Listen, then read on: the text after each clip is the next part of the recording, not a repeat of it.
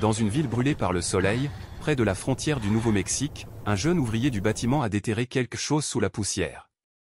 Ce qu'il a trouvé n'a pas seulement ébranlé sa foi, ça en a allumé une. Ethan Walker n'avait pas l'air d'un homme destiné à quoi que ce soit d'extraordinaire. La plupart du temps, il se fondait dans le décor poussiéreux de Las Pedras, une ville oubliée où le temps s'écoule plus lentement que le vent. Ses mains étaient de celles qu'on remarque en dernier. Fissurées, noircies par le soleil, calleuses à force d'avoir traîné des briques, coupé des fers à béton et essuyé la sueur avec le même bandana délavé qu'il gardait toujours dans sa poche arrière. Les habitants connaissaient Ethan comme le gamin discret qui était resté. Tandis que d'autres de sa promotion de lycée partaient pour Albuquerque, Denver ou vers une plateforme pétrolière au nord, Ethan était resté. Il travaillait sur les toits et les allées, réparait les murs de stuc fissurés et maintenait à peine debout la vieille caravane qu'il partageait avec sa grand-mère Marie. Chaque soir, avant que la lumière du désert ne disparaisse derrière les collines de grès, l'odeur des tortillas chaudes et de la sauge flottait à travers la fenêtre craquée de leur maison, se mêlant à la douce cadence des prières du chapelet de sa grand-mère. Pour les étrangers, rien ne se passait à Las Pedras. Pas de nouveaux bâtiments, pas de chaîne de restauration rapide, pas de gros titres. Mais pour Ethan, c'était suffisant. Il aimait le silence avant l'aube, le bourdonnement des cigales au crépuscule, la façon dont les nuages changeaient de couleur juste avant une tempête. Grand-mère Marie, octogénaire, se levait toujours avant le soleil. Elle s'asseyait à la vieille table en bois, les perles du chapelet à la main, murmurant devant une image encadrée de la Vierge de Guadalupe scotchée au mur. Elle croyait aux miracles, même si son corps avait depuis longtemps abandonné l'idée de les attendre. Ethan ne partageait pas sa foi, mais il la respectait. Il admirait la façon dont elle ne manquait jamais une prière, ne demandait jamais grand-chose, et offrait toujours une assiette à quiconque venait à la porte affamé. Ethan ne parlait pas beaucoup, non pas parce qu'il n'avait rien à dire, mais parce que le monde ne semblait jamais lui demander. Il travaillait, rentrait chez lui, mangeait et dormait. La vie était simple, répétitive, sûre, jusqu'à un matin où elle ne l'était plus. C'était un lundi, sec, sans vent et si chaud que même les mouches se cachaient. Ethan avait accepté un contrat pour aider à creuser les fondations d'une petite maison préfabriquée à la périphérie de la ville, où de vieux peupliers penchaient comme des siècles fatigués sur des terres oubliées. Le terrain était vacant depuis des décennies. Certains disaient qu'il faisait autrefois partie d'une mission, démolie depuis longtemps. D'autres affirmaient que ce n'était qu'un désert avec trop de serpents. À midi, la chemise d'Ethan lui collait au dos comme du papier mouillé. Il abaissa sa pioche une dernière fois dans le sol. Elle heurta quelque chose. Dur, mais pas de la pierre. Ni du béton non plus. Le son était sourd, creux, presque céramique. Il s'agenouilla, écartant la terre avec ses mains, sans trop y penser, juste pour savoir s'il avait touché un tuyau. Mais ce que ses doigts touchèrent n'était pas du métal. C'était courbé, frais, fragile. Il ne le savait pas encore, mais à ce moment-là, sa vie, celle de Las Pedras, et peut-être même plus que cela, avait déjà commencé à changer. Le soleil était haut, impitoyable et blanc, transformant le sol couleur sable de Las Pedras en une croûte craquelée sous les bottes d'Ethan. Le chantier était silencieux, à l'exception du lointain bourdonnement d'un générateur et du bruit rythmique des pelles contre la terre sèche. À mi-chemin du creusement, le contremaître avait pris une pause cigarette, et les autres ouvriers étaient avachis à l'ombre d'un mur à moitié construit, buvant à grandes gorgées du Gatorade tiède. Ethan, comme toujours, continuait de creuser. Il travaillait seul à l'extrémité du terrain, près d'une parcelle que personne ne voulait toucher. Trop sèche, trop compactée. Chaque coup de pioche rebondissait comme s'il avait heurté un os du désert. Puis cela arriva. Un coup atterrit différemment, assourdi, non pas le tintement métallique de la pierre heurtée, mais un coup sourd et creux, comme un coup sur du vieux bois sous les planchers. Il s'arrêta. Ethan se pencha, frotta son gant sur la terre. Le sol s'effrita facilement, presque trop facilement maintenant. Sous la surface, quelque chose de pâle émergea, une courbe trop parfaite pour être de la pierre. Il tomba à genoux, utilisant ses mains nues pour dégager davantage. La poussière s'éleva en petits nuages tandis que ses doigts traçaient une surface lisse, puis une fissure, puis un visage. Ce n'était pas un tuyau. Ce n'était pas un carreau. C'était un visage sculpté, serein et étrangement intact, les yeux clos, les lèvres serrées dans un doux silence. La figure était enveloppée dans ce qui ressemblait à un tissu en décomposition, presque dissous dans le sol. Elle ne mesurait pas plus de 30 centimètres de haut, sculptée dans quelque chose entre l'argile et le vieux plâtre, mais c'était son expression qui le fit s'arrêter. Il y avait de la paix dans son visage, mais aussi de la tristesse. Une tristesse si profonde qu'elle fit reculer légèrement Ethan avant qu'il ne se reprenne. Pendant une seconde, il ne sut pas si les larmes dans ses yeux n'étaient qu'une illusion, un jeu de terre, d'ombre et de lumière, ou quelque chose d'autre. Il ne dit pas un mot. Il n'appela pas les autres. Quelque chose lui dit de ne pas le faire. Plus tard, le contremaître se souviendrait qu'Ethan était parti tôt ce jour-là, chemise déboutonnée, le regard lointain. Il n'a même pas pointé, rirait-il. On aurait dit qu'il avait vu un fantôme. À la maison, grand-mère Marie coupait des oignons quand Ethan entra dans la caravane, tenant sa chemise de travail comme elle berçait un nouveau-né. Elle se retourna, s'essuya les mains sur son tablier et fronça les sourcils. « Tu rentres tôt, Mio ?» Il ne répondit pas. Il posa le paquet sur la table de la cuisine, le déballant lentement. Pendant un instant, Marie ne bougea pas. Puis ses yeux s'écarquillèrent. Ses lèvres s'entr'ouvrirent, mais aucun son n'en sortit. La statue les regarda tous les deux, silencieuse, calme. Marie tendit la main, tremblante, et toucha le visage de la figure. « Elle n'est pas d'ici, murmura-t-elle. Pas comme ça. Pas comme toutes les vierges que j'ai connues. » Ethan, toujours incertain de ce qu'il fallait penser, se contenta d'acquiescer. Plus il la regardait, plus elle semblait lourde, non par son poids, mais par sa présence, comme si la petite statue portait quelque chose d'enfoui plus profondément que la terre d'où elle venait. Ils la placèrent sur une étagère de fortune à côté d'une petite bougie que Marie gardait toujours allumée pour Saint-Jude. Et cette nuit-là, quelque chose changea. L'air dans la caravane, normalement vicié par la chaleur et l'huile, dégagea une légère odeur d'encens. La bougie, qui s'était éteinte pendant le dîner, se ralluma d'elle-même pendant qu'il dormait. Et aux premières heures de l'aube, Ethan se réveilla d'un rêve dont il se souvenait à peine. Seulement ceci, une chapelle, une source d'eau claire, et une voix qui n'était pas tout à fait une voix. Murmurant, le temps est venu. Ce n'était pas de la peur qu'il ressentait. C'était un appel. Et quelque part là-bas, sous les routes craquelées et les clôtures brisées de la Spédra, la poussière venait de commencer à remuer. La Spédra n'avait pas vu de nouvelle église depuis 40 ans. Mais il y en avait une que les gens avaient oubliée, ou choisi d'oublier. Elle se trouvait juste à la périphérie de la ville, cachée derrière une étendue de peupliers mourants et de vieux fils barbelés usés. Les habitants l'appelaient Sainte-Agnès-des-Collines, bien que la plupart ne sachent plus pourquoi. La chapelle avait brûlé une fois, survécu à une inondation et survécu à chaque prêtre qui y avait servi. Maintenant, ce n'était plus que du bois éclaté, des vitraux brisés et des vignes s'enroulant dans chaque fissure. Personne n'y priait. Personne n'y entrait, sauf en rêve. 3 nuits de suite, Ethan se réveilla à bout de souffle. Dans ses rêves, il voyait la chapelle, non pas délabrée, mais intacte, éclairée par une étrange lumière argentée. La petite statue de la Vierge flottait au-dessus d'un puits d'eau claire, entourée d'arbres balayés par le vent qui se ployait vers elle comme en signe de révérence. Chaque fois, le même murmure remuait en lui, « Ramène-la chez elle ». Il n'en parla pas à sa grand-mère. Il n'en parla à personne. Mais le 4e matin, il partit tôt, la statue à nouveau enveloppée dans un tissu blanc, soigneusement calé sous son bras. La chapelle était encore plus délabrée qu'il ne l'avait imaginé. Son toit s'affaissait comme un soupir fatigué, et la croix de bois sur le clocher pendait de travers, à moitié rongée par les termites. La porte d'entrée tenait à peine à ses gonds. La poussière à l'intérieur avait un poids, comme si le temps lui-même s'y était déposé, attendant. Ethan resta un long moment dans l'embrasure de la porte. Puis il entra. L'air était épais, immobile et étrangement chaud. La lumière filtrait à travers les vitres brisées, projetant des couleurs sur le sol où il ne restait plus de fenêtres.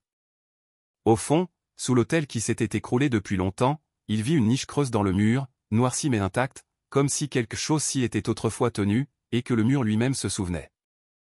Il n'avait rien planifié, ne parla pas. Il bougea simplement. Doucement, avec précaution, il plaça la statue dans la niche, l'entourant d'un cercle de petits galets de rivière qu'il avait trouvés dehors. Il n'alluma pas de bougie. Il ne dit pas un mot, mais quelque chose répondit quand même. Du coin arrière-gauche de la chapelle, le plus faible filet d'eau commença à émerger, se faufilant à travers les planches du plancher sans source, sans tuyau, sans bruit. Cela sentait le cèdre humide et la terre après la pluie, doux et ancien. Ethan tomba sur un genou, puis sur les deux, incapable de bouger, submergé non par la peur, mais par la crainte révérencieuse. Plus tard ce jour-là, grand-mère Marie regarda depuis le porche son petit-fils rentrer silencieux, couvert de terre, mais bougeant comme quelqu'un qui se serait enfin souvenu de qui il était. Elle ne lui demanda pas où il était allé, se contenta d'acquiescer lentement, comme si une partie d'elle savait déjà. Cette nuit-là, les rêves revinrent, plus clairs maintenant. Dans ses rêves, la chapelle pulsait de lumière. Des voix fredonnaient à l'unisson, douces et graves. Une voix de femme, claire comme le jour, appelait d'au-delà des arbres, « La foi n'est pas ce que tu comprends, c'est ce que tu portes. » Et quand Ethan se réveilla, il se trouva agenouillé au bord de son lit, les mains toujours jointes, comme s'il n'avait jamais vraiment quitté le rêve. À la fin de cette semaine, il retourna à la chapelle, non pas pour visiter, mais pour nettoyer. Il balaya des années de poussière en piles soignées, récurait les planchers tachés par la pluie oubliée, arrachait le lierre des murs. Il ne le fit pas comme un ouvrier. Il le fit comme un homme qui se préparait pour quelqu'un d'important. La statue resta intouchée dans sa niche, observant, attendant. L'eau continuait de couler, formant maintenant une flaque peu profonde qui reflétait le plafond brisé comme un miroir vers un autre monde. Le mot ne s'était pas encore répandu. Le monde tournait toujours à sa manière habituelle. Mais la Spédra avait un peu changé. Et quelque part entre le silence de la chapelle et l'écho des rêves murmurés, une voix s'élevait. Non pas forte, non pas urgente, juste constante, juste certaine. Un appel, non pas pour prêcher, non pas pour prouver, mais pour préparer. Cela commença par un murmure. Non pas dans les voix, mais dans les pas. La première à revenir fut Madame Delaney, une institutrice à la retraite qui marchait avec une canne et ne parlait à personne. Elle avait vu Ethan près de la vieille chapelle quelques jours plus tôt, l'avait vu disparaître à travers les portes en ruine avec quelque chose enveloppé de blanc. La curiosité, pas la foi, l'Y mena un dimanche matin. Quand elle entra dans la chapelle, elle se figea. Cela sentait comme aucun autre endroit à la Spédra, non pas la poussière ou l'humidité, mais la fumée de cèdre et les roses. L'air chatoyait d'un calme trop parfait pour être vide. Elle aperçut la statue nichée à l'intérieur, petite et humble, mais impossible à ignorer. Elle ne s'agenouilla pas. Ses genoux ne le lui permettaient pas, mais elle resta silencieuse un long moment. Puis, sans dire un mot, elle fit demi-tour et rentra chez elle. Cette nuit-là, elle dormit toute la nuit pour la première fois en 6 ans. Le mercredi, un adolescent asthmatique, Lucas, arriva avec sa mère. Ils ne dirent pas pourquoi ils étaient venus. Peut-être était-ce le souffle sifflant du garçon, ou peut-être était-ce le regard dans les yeux de sa mère, le regard de quelqu'un qui tentait une dernière chose avant d'abandonner. Ils s'assirent près de l'avant, silencieux. Alors que Lucas baissait la tête, une rafale de vent souffla à travers la fenêtre brisée, et la flamme d'une seule bougie se sépara en deux. Personne ne l'alluma. Personne ne la toucha. La deuxième flamme plana à côté de la première pendant quelques instants, puis se rejoignit. La respiration du garçon ralentit. Au moment où il se leva pour partir, son inhalateur est resté intouché sur le banc. Personne n'appela cela un miracle. Pas encore, mais les gens commencèrent à parler. Un ouvrier du bâtiment de la ville voisine s'arrêta après avoir entendu « Quelqu'un a reconstruit la vieille chapelle ». Il laissa derrière lui un sac de clous et une boîte de bougies blanches. Une jeune femme d'une station-service sur la route 9 arriva le lendemain matin avec des fleurs sauvages et une photo de sa sœur. Elle ne parla pas. Elle pleura simplement et plaça la photo au pied de la Vierge. Chaque jour, quelques personnes de plus arrivaient. Elles ne venaient jamais en groupe, ne s'annonçaient jamais. Et pourtant, elles semblaient toutes savoir exactement où aller, comme si elles étaient guidées par quelque chose de plus silencieux que des indications. Elles s'agenouillaient, s'asseyaient, pleuraient, certaines allumaient des bougies. Certaines se contentaient de regarder, et personne ne restait jamais longtemps, mais toutes revenaient. Puis vint l'eau. C'était un filet avant, plus une suggestion qu'une source. Mais maintenant, la flaque sous la statue s'élargit, propre et incroyablement claire. Le sol autour, autrefois déformé par la pourriture, resta sec. Certains l'appelaient une source, d'autres une fuite. Mais le puits le plus proche était à plus d'1 kilomètre, et Ethan avait déjà démoli les fondations. Il n'y avait rien en dessous. Madame Delaney revint avec un petit pot en verre, le remplit d'eau et en tamponna derrière ses oreilles. Pour les bourdonnements, expliqua-t-elle. 2 jours plus tard, elle dit que le son qui avait habité son crâne depuis la mort de son mari avait enfin disparu. Un éleveur amena son chien aveugle. Une femme laissa derrière elle une couverture de bébé, pliée et intouchée. Un garçon plaça sa balle de baseball préférée à côté de la niche, murmurant pour son père. Ethan ne leur demanda jamais de venir. Il ne publia rien en ligne. Il ne donna pas d'interview. Mais quand même, il venait. De retour dans sa caravane, grand-mère Marie disait peu. Mais une nuit, elle se tint près de l'évier de la cuisine et murmura sans se retourner, « Les gens ne vont pas dans le désert chercher du réconfort, Ethan. Ils y vont parce qu'ils n'ont plus d'endroit où se cacher. » Ce fut la semaine où quelqu'un peignit un seul mot sur la porte d'entrée de la chapelle. Non pas avec colère, non pas par moquerie. Espoir. Personne ne le revendiqua. Personne n'en eut besoin. À ce moment-là, le message avait déjà commencé à se répandre. Non pas par le volume, mais par la présence. Comme les yeux de la Vierge dans la faible lumière des bougies, ce n'était pas quelque chose que l'on pouvait prouver. Mais personne ne pouvait non plus ne pas le voir. La chapelle n'avait pas de nom, pas de panneau et pas d'horaire. Pourtant, les gens continuaient de venir, de plus en plus chaque semaine. Ils arrivaient dans des camionnettes poussiéreuses et de vieilles berlines, à vélo avec des chaînes desserrées, même à pied. Certains apportaient des chapelets, d'autres rien que le silence. Personne ne dirigeait les prières. Personne ne demandait d'argent. Ils venaient et partaient, touchés par quelque chose qu'ils ne pouvaient expliquer. C'est à ce moment-là que le diocèse commença à s'en apercevoir. Cela commença par un simple email. Un séminariste nommé Miguel Ortiz, en visite chez ses parents à Las Pedras, avait écrit un court message à son supérieur à Santa Fe. Il y a une chapelle à l'extérieur de la ville que les habitants appellent miraculeuse. De l'eau apparaît sans source. Les gens affirment être guéris. Il n'y a pas de prêtre, seulement un jeune homme nommé Ethan Walker et une statue de la Vierge qui semble différente. La ligne d'objet disait « Dévotion non vérifiée possible urgente ». En quelques jours, l'information atteignit le bureau de l'évêque, et avec elle vint la décision, envoyer quelqu'un pour vérifier discrètement. Ce quelqu'un était le père Grégory Estabon. À 61 ans, le père Grégory était moins connu pour sa chaleur que pour son dossier. Il avait enquêté sur des visions supposées, des icônes larmoyantes, des hosties sanglantes. La plupart, il les déclara psychologiques, certaines fabriquées, quelques-unes non résolues, mais jamais il n'avait confirmé un miracle. Il arriva à Las Pedras dans une berline banalisée, vêtue de clair gris, une Bible sous un bras et une sacoche en cuir dans l'autre.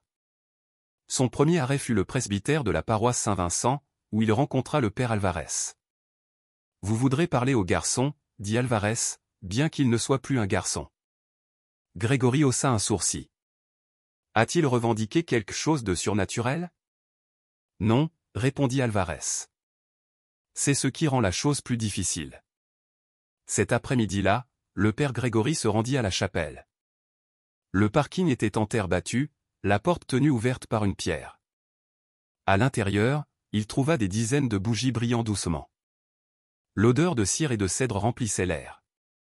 La statue était toujours dans sa niche, petite, usée, sereine, et il y avait Ethan. Il aidait un enfant à allumer une bougie à l'autel. Quand il vit le prêtre, il se redressa, essuyant ses mains sur son jean. « Vous êtes de l'église, n'est-ce pas » demanda-t-il sans peur. Grégory acquiesça. « Et vous ne l'êtes pas » ? Non, mon père, dit simplement Ethan. Je me contente d'aider à garder cet endroit propre. Le prêtre passa devant lui, lent et méthodique, inspectant chaque recoin, le sol, la statue, même l'eau. D'où vient-elle? Demanda-t-il. Ethan secoua la tête. Nous ne savons pas. Elle est juste apparue. Le père Grégory s'accroupit près de la flaque, y plongea un doigt, le sentit. Puis il se leva et fixa le visage de la Vierge un long moment. Pas de larmes, pas de sang, pas de mouvement, juste une pièce tranquille et sans prières inexprimées. Il ne posa plus de questions après cela. Au lieu de cela, il s'assit dans le dernier banc pendant près d'1 heure, ne disant rien. Les gens allaient et venaient. Une femme laissa un foulard. Un homme embrassa le sol. Le père Grégory n'écrivit rien dans son carnet. Quand il se leva enfin pour partir, Ethan le suivit. « Allez-vous faire un rapport là-dessus » demanda-t-il. Le prêtre marqua une pause. « J'écrirai ce que j'ai vu, dit-il.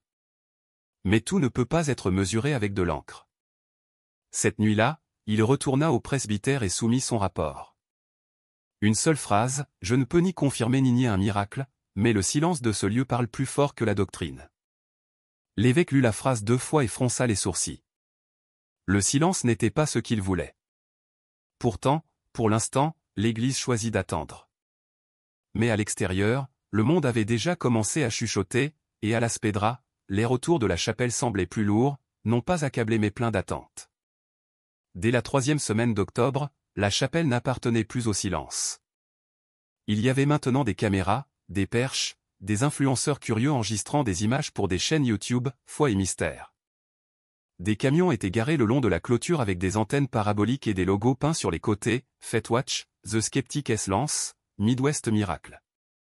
Les gens faisaient la queue avant l'aube, certains pieds nus, d'autres avec des t-shirts imprimés qui disaient « Elle a pleuré pour nous ». Cela avait commencé par un article dans un journal régional, La Vierge dans la poussière, les eaux de guérison à la Spédra. Accompagné d'une photo de la statue brillant sous des rangées de bougies. L'article était devenu viral en quelques heures, et avec la viralité vint l'examen minutieux. Ethan reconnaissait à peine l'endroit. À l'intérieur, la chapelle gardait toujours quelque chose de sacré. Mais à l'extérieur, les voix s'élevaient plus fort que les prières. Des disputes éclatèrent pour savoir qui pourrait entrer en premier. Les selfies remplacèrent le silence. Quelqu'un essaya même de casser un morceau du mur près de l'autel, murmurant que ce pourrait être de la poussière sainte. Ethan les arrêta fermement mais calmement. Ils partirent en soufflant, marmonnant à propos de « gardien de la grâce ». Cette nuit-là, quand Ethan rentra chez lui, grand-mère Marie l'attendait sur le porche, chapelet à la main. Elle ne le réprimanda pas. Elle ne demanda rien. Elle le regarda simplement et dit « Ce n'est pas ce qu'elle voulait ». Il le savait. Le lendemain matin, sous la porte de la chapelle, il trouva une enveloppe. Pas d'adresse de retour. À l'intérieur, juste une feuille de papier avec 6 mots griffonnés d'une écriture irrégulière, « Tu joues avec le feu. Arrête tout de suite. » Pas de nom. Pas de symbole, mais la signification était claire. Il fixa la note un long moment avant de la plier et de la placer dans le tiroir du vieux bureau de la sacristie sous les bougies. Il ne dit rien à Marie, rien aux visiteurs réguliers. Mais cette nuit-là, après avoir fermé la chapelle à clé, il resta derrière. Il s'assit sur le froid plancher de bois, les mains sur les genoux, fixant la statue, ses yeux toujours clos, toujours humides par le temps. « Qu'est-ce que je fais » murmura-t-il. « Pourquoi moi » Il n'y eut pas de réponse. Mais dehors, le vent se leva, et du coin de la chapelle, une page détachée d'un hymnaire oublié volta sur le sol, s'arrêtant à ses pieds. Il ne la ramassa pas. Il baissa simplement la tête. La tension ne s'apaisa pas. Les jours suivants, une émission de radio locale diffusa un segment spécial, Miracle ou manipulation, l'étrange histoire de la Spédra. Ils interviewèrent un ancien pasteur qui parla d'hystérie émotionnelle. Un professeur de l'université de Santa Fe affirma que c'était un délire collectif classique amplifié par les médias sociaux. Un panéliste alla même jusqu'à suggérer qu'Ethan pourrait en tirer profit. Mais Ethan n'avait jamais pris un seul dollar. Il n'avait jamais demandé d'offrande. La seule boîte à dons dans la chapelle était une vieille boîte de café que quelqu'un d'autre avait laissée. Il ne savait même pas qui la vidait. Pourtant, les rumeurs continuaient. Puis vint le graffiti. Un matin, Ethan arriva pour trouver les portes de bois de la chapelle taguées en rouge, « Menteur, imposteur, faux prophète ». Il ne broncha pas. Il prit un seau d'eau et frotta jusqu'à ce que les lettres disparaissent. Quand ses phalanges saignèrent, il ne s'arrêta pas. Grand-mère Marie observait de loin. Cette nuit-là, elle prépara du thé et s'assit à côté de lui sur les marches de la caravane. « Ils ont peur, dit-elle doucement. »« De quoi » demanda Ethan. « De tout ce qui n'est pas le leur, de ce qu'ils ne peuvent contrôler. » Il acquiesça. Puis il entra et sortit un vieux cahier à spirale. Il commença à écrire, non à l'évêque, non à la presse, mais à elle. Je ne sais pas pourquoi tu m'as choisi. Je ne suis pas saint. Je ne suis pas érudit. Je creuse des trous et je répare des clôtures. Mais si tu es vraiment ici, si cela compte vraiment, je ne partirai pas. Même s'il ferme les portes, même s'il me traite de nom, même si personne d'autre ne reste, je resterai, non pour te défendre, mais parce que je crois que tu es resté pour moi. Il plia la lettre et la plaça sous la statue. Le lendemain matin, quelque chose avait changé. Une croix de bois, neuve, poncée et sculptée à la main, pendait au-dessus de l'entrée de la chapelle. Pas de clous, pas de cordes, pas de signature, juste là. Ce soir-là, une femme arriva avec sa fille aveugle. Elle ne demanda pas de guérison. Elle s'assit simplement. Et alors que le soleil se couchait, elle commença à fredonner une berceuse, vieille et douce. Un garçon la rejoignit, récitant doucement le psaume 23. Les bougies vacillaient, l'air redevint calme. Ethan se tenait à l'arrière, les mains jointes, les yeux clos, et pour la première fois depuis des jours, il ne sentit pas le poids des questions ou des attentes. Il se sentit simplement témoigner. Même si le monde essayait de le déchirer, personne ne s'attendait à ce que le miracle se produise à midi. C'était un samedi, sans nuages et chaud, le genre de chaleur qui faisait onduler l'air au-dessus du parking en gravier devant la chapelle. À l'intérieur, les bougies brûlaient bas, la cire s'accumulant comme des larmes sur le sol en pierre. Les bancs étaient à moitié remplis d'étrangers, certains agenouillés, certains murmurant des « Je vous salue Marie », d'autres regardant simplement la statue, attendant ce qu'ils ne savaient pas. Parmi eux était assise Caitlin Monroe, une journaliste d'Albuquerque, les cheveux tirés en arrière, les lunettes de soleil poussées sur la tête, un enregistreur vocal posé sur ses genoux. Elle était venue avec une intention simple, démonter l'histoire. Son rédacteur en chef appelait cela une curiosité tendance et l'avait envoyée avec une seule instruction, ne soyez pas sentimental, obtenez des faits. Elle avait des faits. Elle avait des interviews de sceptiques. Elle avait filmé les planches de plancher qui fuyaient, prélevé des échantillons de la soi-disant eau bénite, et avait même tenté de provoquer Ethan plus tôt ce matin-là. Croyez-vous vraiment que les statues pleurent? Avait-elle demandé, le micro poussé vers sa bouche. Ethan l'avait simplement regardé, puis la foule, puis de nouveau elle. Je crois que quelque chose se passe, avait-il dit. Vous n'avez pas besoin de la nommer pour la respecter. Maintenant, elle était assise 3 bancs plus loin, gribouillant dans son carnet, observant une jeune fille entrer dans la chapelle, s'appuyant lourdement sur une seule béquille en bois. La fille, pas plus de 9 ans, avait de grands yeux et une boiterie qui faisait que chaque pas résonnait comme le tic-tac d'une horloge. Sa mère suivait derrière, nerveuse, tenant un bouquet de fleurs en plastique et un pull plié. Elles s'avancèrent lentement vers l'avant jusqu'à ce que la fille s'arrête à côté de la statue. Sa mère lui murmura quelque chose à l'oreille. Puis la fille fit quelque chose à laquelle personne ne s'attendait. Elle tendit la main, toucha les pieds de la statue et ferma les yeux. Le silence tomba sur la chapelle. Pas de prière, pas de murmure. Même Caitlin arrêta son enregistreur. Et puis un son, un doux craquement. La béquille tomba, non pas lâchée, non pas jetée, mais glissa simplement dessous le bras de la fille et frappa le sol avec un bruit sourd de bois. La fille se tint debout, les 2 jambes droites, les 2 pieds à plat. Sa mère haleta. La fille cligna des yeux, chancela légèrement, puis fit un pas. Un, puis un autre. La chapelle éclata. Un cri, un sanglot. Des mains sur les bouches, des genoux frappant le sol. Caitlin se leva, renversant son enregistreur. Son stylo lui glissa des doigts. Elle trébucha vers la fille, les yeux écarquillés. Attendez, attendez juste. Mais la mère n'écoutait pas. Elle était tombée à genoux, les bras enroulés autour des jambes de sa fille, pleurant de manière incontrôlable. Dans le chaos, personne ne le vit au début. Personne, sauf Ethan. Du coin de l'œil, il aperçut un miroitement, un mouvement, une seule goutte d'eau claire glissant lentement de l'œil droit de la statue. Elle glissa le long de sa joue, contourna ses lèvres et tomba non pas dans la source, mais sur le sol, exactement là où la fille s'était tenue. Il ne dit rien, se contenta de regarder. Caitlin aussi. Elle se tourna, ses yeux allant de la fille à la mère à la statue.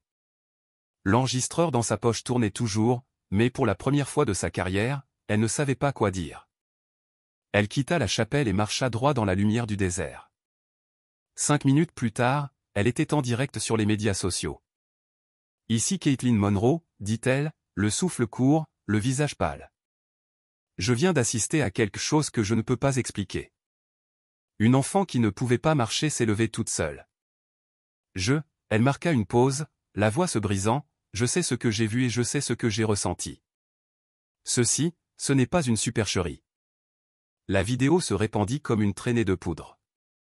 Au coucher du soleil, elle avait été vue plus de 4 millions de fois. Vierge de la poussière. Elle s'est levée. Miracle à la Spedra commença à être tendance sur toutes les plateformes. Les reporters revinrent, mais cette fois avec moins de sarcasme, plus de révérence. Les croyants affluaient d'autres États. Certains venaient en fauteuil roulant, d'autres avec des chapelets faits de lignes de pêche et de perles. Il apportait des bébés, des photos de proches, des pétitions et des lettres. Personne ne parlait de politique. Personne ne se disputait. Il faisait la queue pendant des heures juste pour entrer dans la même pièce, juste pour toucher la pierre, juste pour la voir. À l'intérieur, la statue n'avait pas bougé. Son visage conservait toujours sa tristesse tranquille. Mais maintenant quelque chose avait changé. Quelqu'un plaça un lys blanc dans ses mains. Et cette nuit-là, pour la première fois depuis le début de l'histoire, même les sceptiques restèrent silencieux. Parce que ce qui s'était passé n'était pas prouvé. Cela n'en avait pas besoin. Cela avait déjà été témoigné. Le miracle était devenu public. Et avec lui vinrent plus de caméras, plus de pèlerins, plus de pression. Mais au milieu de tout ce bruit, une voix arriva sans microphone, sans bloc-notes, et sans programme. Une voix du passé d'Ethan, une qu'il n'avait pas entendue depuis des années, le père Julian Cortez. Il apparut tard un mardi après-midi, sortant d'une vieille camionnette à la peinture bleue écaillée et avec un crucifix suspendu au rétroviseur.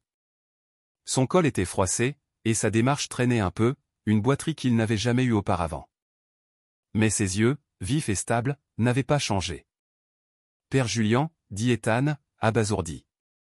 Je pensais que vous étiez à la retraite. » « Retraité des gens, pas de la foi, » répondit le vieux prêtre, offrant un petit sourire. « J'ai entendu dire que tu avais remué quelque chose ici, Mio. » Ils restèrent silencieux un instant devant la chapelle.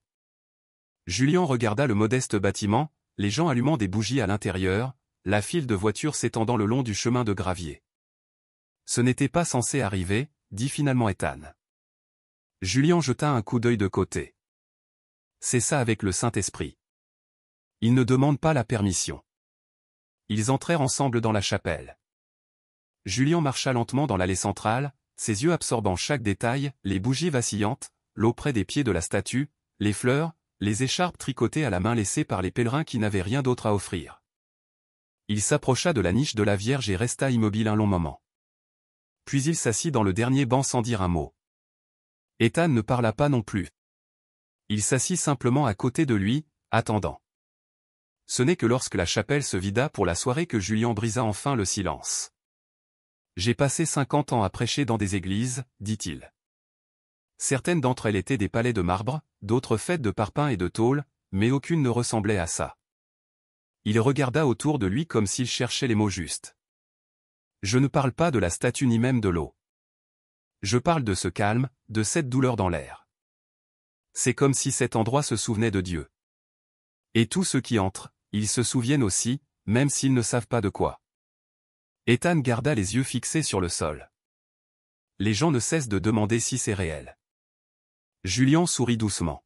« Et que leur dis-tu ? » ?»« Je leur dis que je ne sais pas. » C'est la réponse la plus honnête qui soit.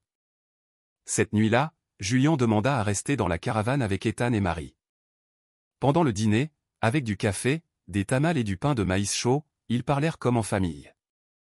Ils parlèrent du passé, du père d'Ethan, de la dernière fois que Julian avait visité la ville.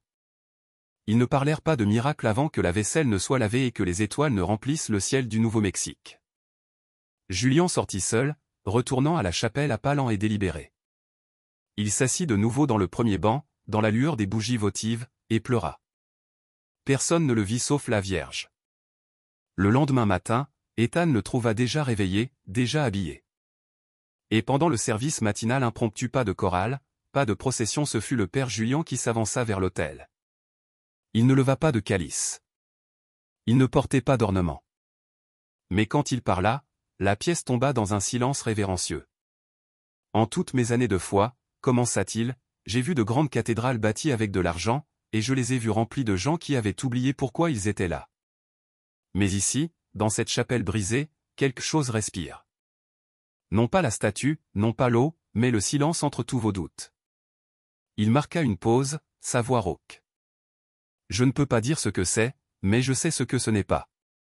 Ce n'est pas un spectacle. Ce n'est pas pour la démonstration.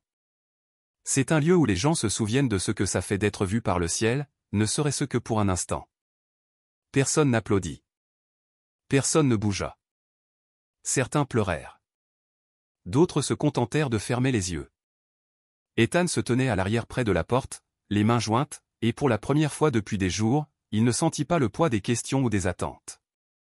Il se sentit simplement témoigner. Plus tard, quelqu'un demanda à Julian si l'Église allait maintenant reconnaître officiellement le miracle.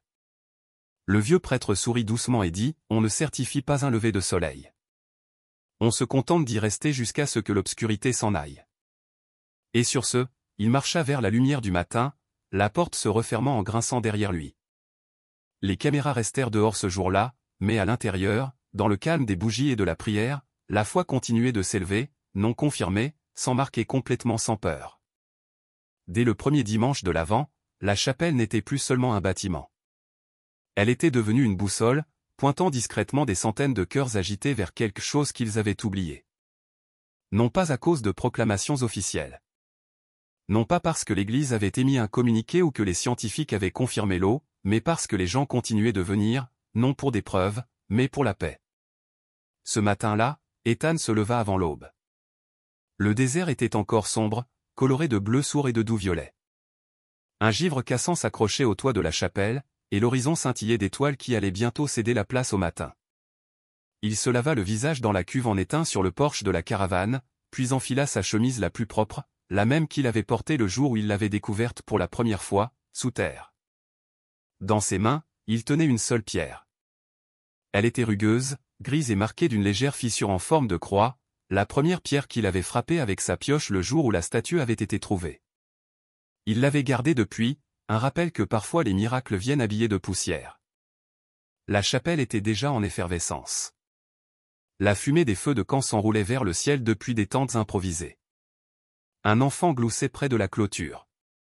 Une femme alluma une bougie et murmura une prière dans une langue qu'Ethan ne comprenait pas. À l'intérieur, les bancs étaient pleins, mais personne n'élevait la voix. Personne ne faisait d'annonce.